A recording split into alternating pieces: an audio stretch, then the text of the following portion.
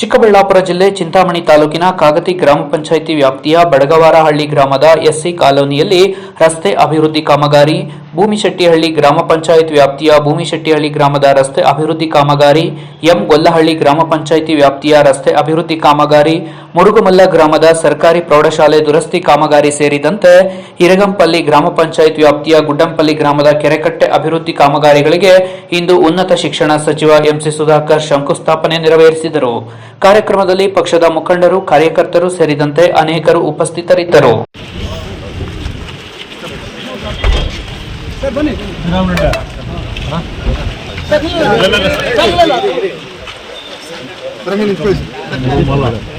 ಚಿಂತಾಮಣಿ ತಾಲೂಕು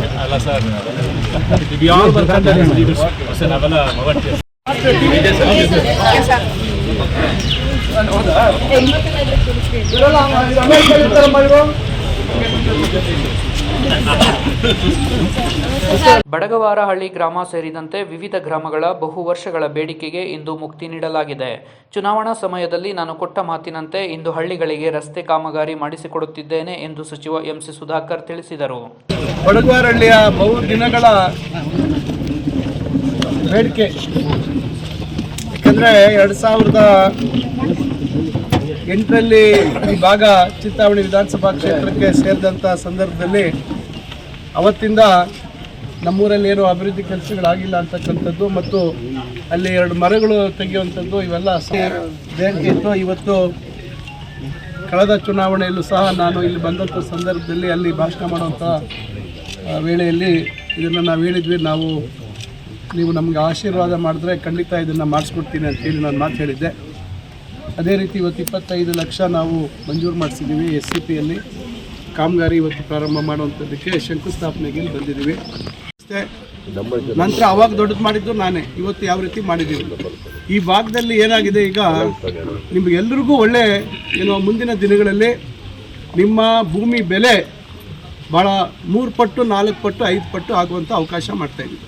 ದಯವಿಟ್ಟು ಇದನ್ನು ಗಮನದಲ್ಲಿ ಇಟ್ಕೊಳ್ಳಿ. ಯಾಕಂದರೆ ಹಿಂದೆ 2010ರಲ್ಲಿ ನಾನೇ ಕೈಗಾರಿಕೆಗಳು ಸ್ಥಾಪನೆ ಮಾಡಬೇಕು ಅಂಥೇಳಿ ಕನ್ಸೆಟ್ಟಹಳ್ಳಿ, ಸೋಮಯಾಜನಹಳ್ಳಿ ಭಾಗದಲ್ಲಿ ಸುಮಾರು 796-97 ಎಕರೆ ಗುರುತಿಸಿದ್ವಿ.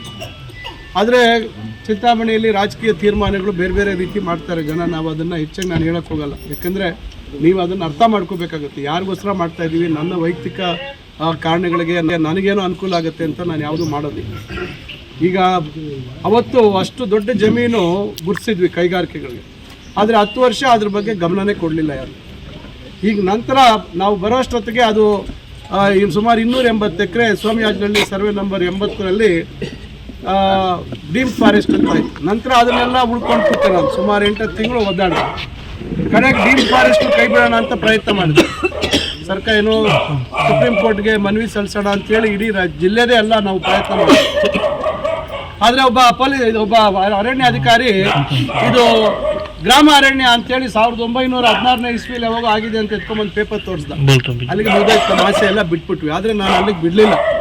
ನಾನು ಅವತ್ತೇ ಏನು 790 ಎಕರೆ ಗುರುತಿಸಿದ್ವಿ. ಅವತ್ತು ಸಂದರ್ಭದಲ್ಲಿ ಅದಾದ ನಂತರ ನನ್ನ ಗಮನಕ್ಕಿತ್ತು ಮ್ಯಾಕಲ್ಸನ್ನಲ್ಲಿ ಕಂತಿಮನಹಳ್ಳಿಯಲ್ಲಿ ಸರ್ಕಾರಿ ಜಾಗ ಇದೆ ಅಂತೇಳಿ. ಆಯ್ತು, ಇದಾಗಲೇ ಆಮೇಲೆ ಮಾಡೋಣ ಅಂತಿದ್ದೆ. ಆದರೆ ಇದನ್ನು ಯಾರೂ ಗಮನಿಸಿರಲಿಲ್ಲ 10 ವರ್ಷ.